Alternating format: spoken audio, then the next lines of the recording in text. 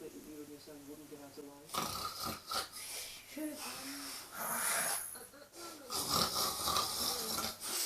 Think about anything, to be honest. I was just concentrated on getting my son out of hospital.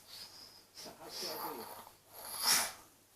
It was terrific. It was the most brutal experience I've ever had in my life. Oh, an itch.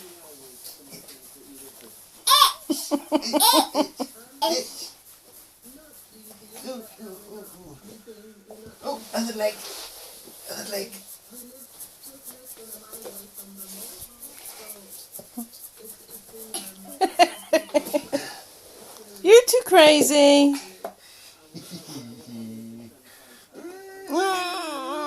Up. Oh, that was hard work.